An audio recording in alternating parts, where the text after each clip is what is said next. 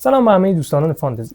توی ویدیوی قبلی با نبرد آشنا شدیم، اما حالا نوبت اینه که بریم سراغ یکی از مهمترین ارکان دنیای دی یعنی جادو. خیلی از کلاس ها مثل جنگجوها، بعضی از روگ‌ها، بربرها و راهب‌ها هیچ وقت به جادو تکیه نمی‌کنن، بلکه با استفاده از توانایی‌های ویژه، مهارت‌ها و استقامتشون همتراز با کلاس‌های جادویی پیش میرن.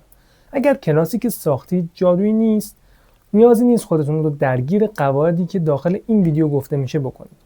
اما اگر کلاستون جادوییه، خودتون رو آماده بکنید، چرا که این ویدیو مثل باز کردن یک کتاب جادویی قدیمیه. قرار بفهمید که چطوری شخصیتتون با گفتن چند کلمه یا حرکت دست دنیا رو خم میکنه تا به ارادش پاسخ بده.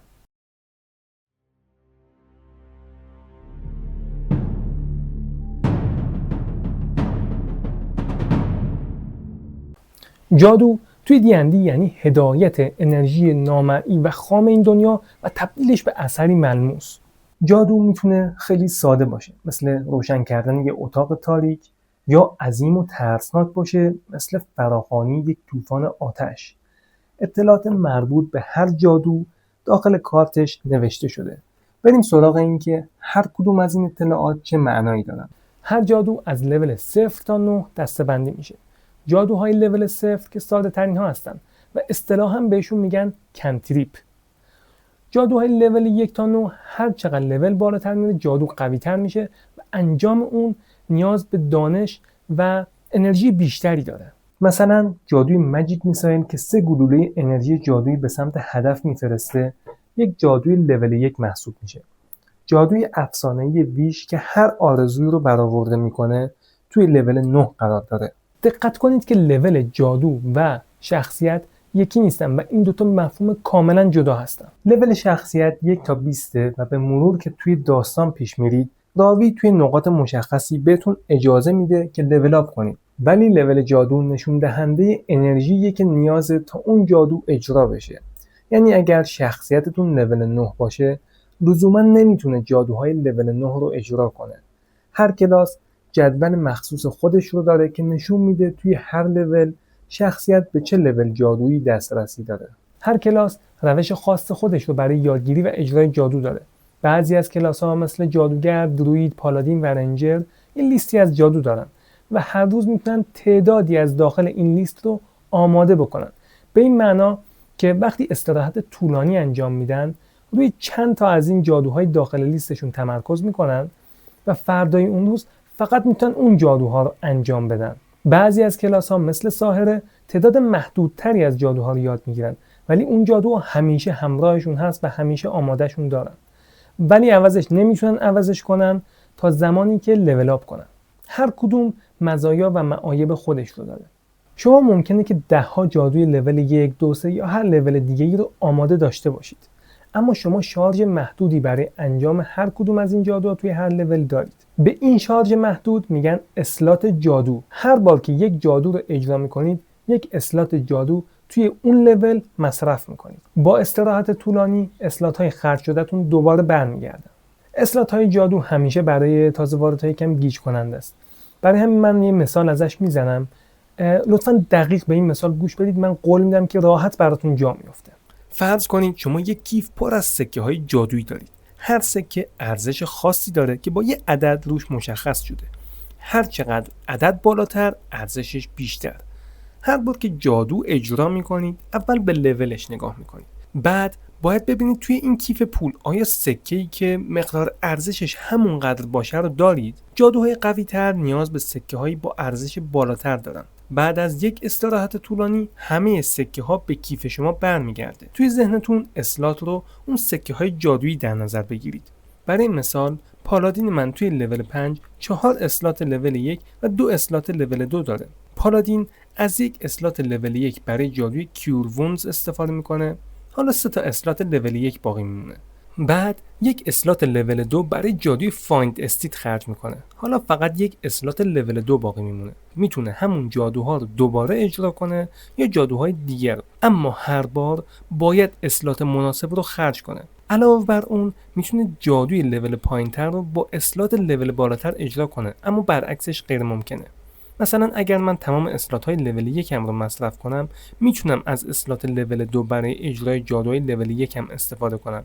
ولی اگر اسلات لول 2 تموم بشه، مهم نیست چند تا اسلات لول 1 دارم، نمیتونم باهاش جادوی لول 2 رو انجام بدم. توی توضیحات بعضی از جادوها ذکر شده که اگر با اسلات لول بالاتر اونها رو اجرا کنید قوی تر میشن. مثلا جادوی ماجیک میسایل توی لول 1 3 پرتاب جادویی شلیک میکنه. همون جادو با اسلات لول 2 4 پرتاب شلیک میکنه. اگر جادویی چنین امکانی داشته باشه، حتما آخر توضیحاتش ذکر شده. کنتریپ ها جادوهایی هستن که لول 0 دارن، اجراشون نیاز به اسلات جادو نداره و در طول روز هر چقدر که بخواید میتونید اینها رو اجرا کنید. مثل فایربول که یکی از معروف ترین کنتریپ هاست. هر جادو یه زمان اجرا داره. این زمانیه که شخصیتتون داره وردهای پیچیده میخونه، حرکات بدنی انجام میده یا مواد مورد نیاز جادو رو مصرف میکنه. زمان اجرا میتونه اکشن اضافه یا واکنش باشه، که یعنی همون لحظه‌ای که شخصیت شما اراده میکنه جادو اجرا میشه. اما بعضی از جادوها زمان اجرای طولانی‌تری دارن، گاهی چند دقیقه یا حتی چند ساعت. بعضی از جادوها روی کارتشون برچسب مراسم دارن که با این آیکون علامت گذاری شده. این جادوها یه زمان اجرای معمول دارن که یا میتونه زمانش اکشن اضافه باشه که توی کارت همون جادو ذکر شده، اما میشه به صورت مراسم هم اجراش کرد. اگر شما یک جادو رو به شکل مراسم اجرا بکنید، چند تا اتفاق میفته. اولیش اینه که 10 دقیقه به زمان اجرای جادو اضافه میشه، چرا که حالا دارید به صورت مراسم اجراش میکنید. اما از اون طرف دیگه اسلات جادویی برای اجرای این جادو مصرف نمیشه. دقت کنید که باید جادو رو بشناسید و آمادهش داشته باشید تا بتونید از این ویژگی استفاده کنید. مثلا جادوی دتکت ماجیک برچسب مراسم خورده. این جادو به شما اجازه میده که اگر جسم یا موجود جادویی در اطرافتون هست حسش کنید. اگر اسلات خرج کنید، با یک اکشن توی همون لحظه این آگاهی به شما اعطا میشه. ولی اگر اسلات نداشته باشید یا نمیخواید خرج کنید، شخصیتتون 10 دقیقه مراقبه میکنه و سعی میکنه به تار و پود جادوی اطرافش متصل بشه و اینطوری بدون خرج کردن اسلات مزایای دتکت ماجیک رو به دست میاره. هر جادو مراتب اجراش فرق داره. این مراتب 3 دسته مختلف دارن: کلامی، بدنی و مادی. وقتی یک جادو جزء کلامی داره، یعنی اینکه برای اجراش باید ورد خونده بشه. پس اگر دهن شخصیتتون بسته باشه، نمیتونه جادوهایی که جزء کلامی دارن رو اجرا کنه. وقتی یک جادو جزء بدنی داره، یعنی باید با یکی از دستها حرکتی انجام بشه.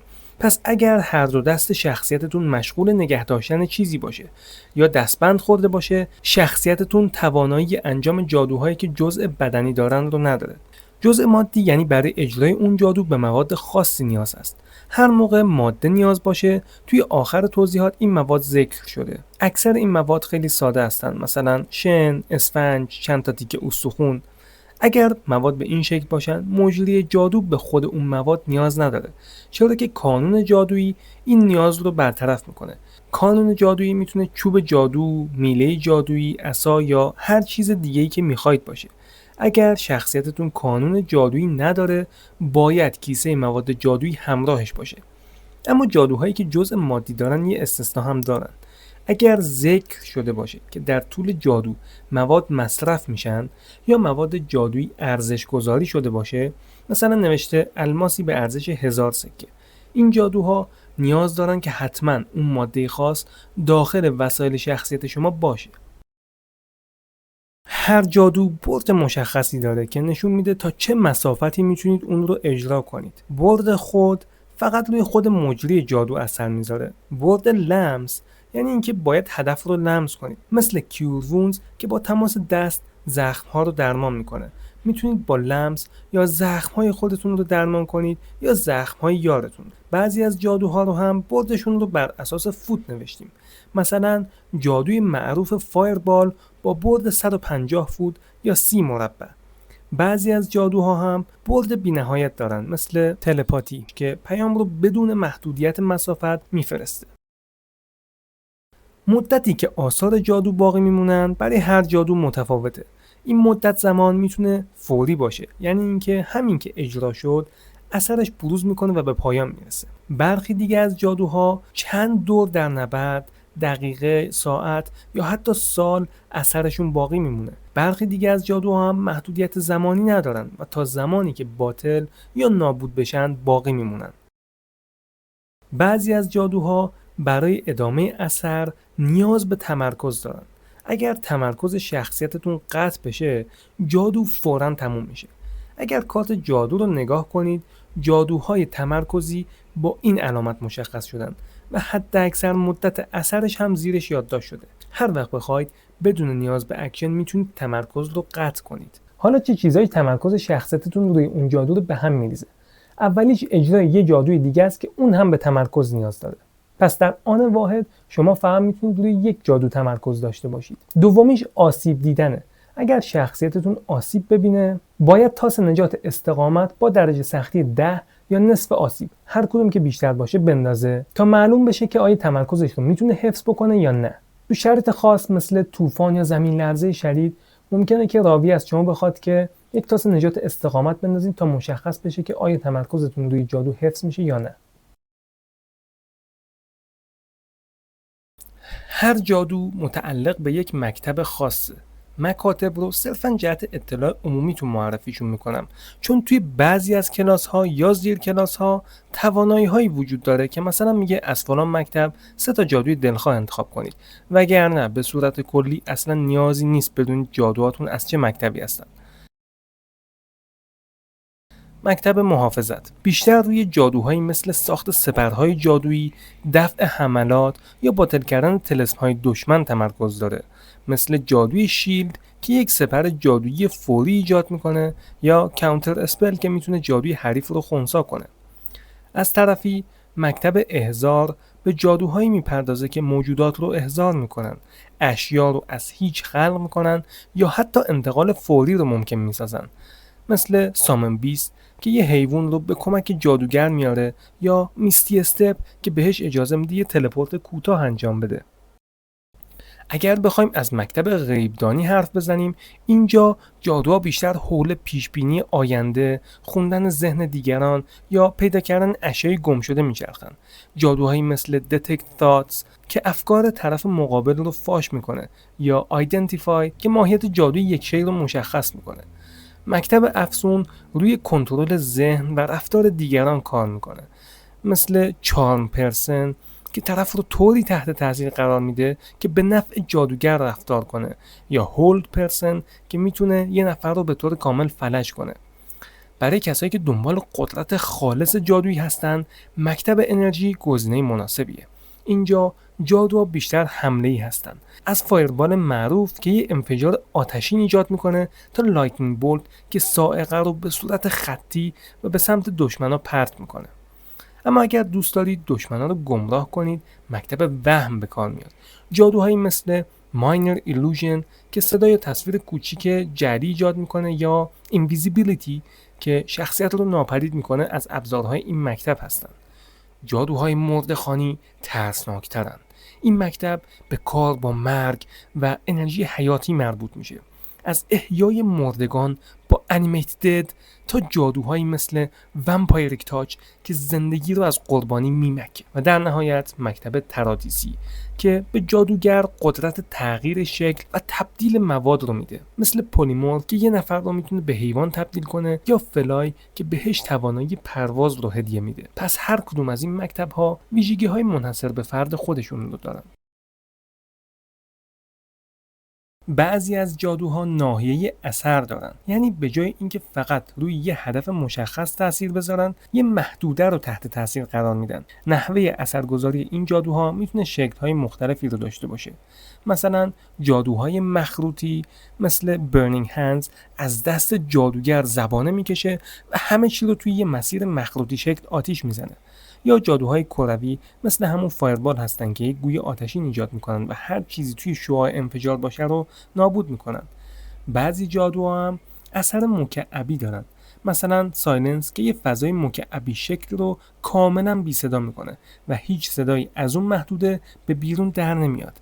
هر کدوم از این اشکال بسته به موقعیت میتونن برتری استراتژیک به مجری جادو بدن.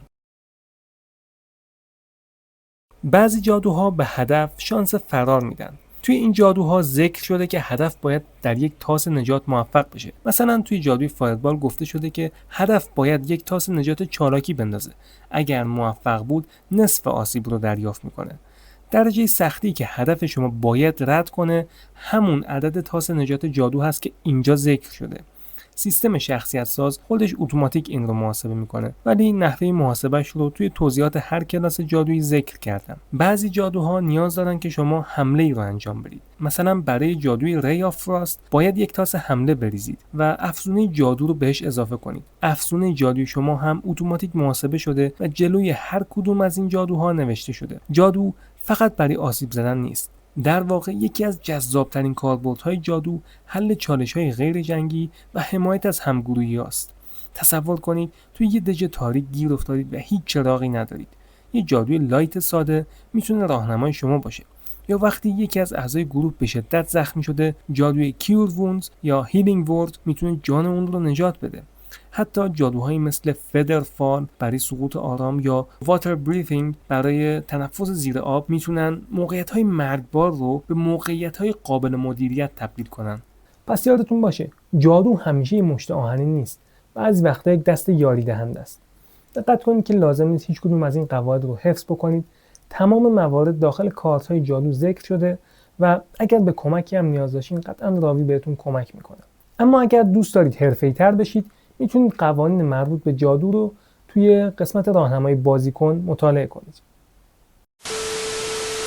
هر کلاس روش خاص خودش رو برای یادگیری و اجرای جادو داره. هی آقا، تابلو زدیم که اجرای جادو داخل فضای مهمانخانه ممنوع است.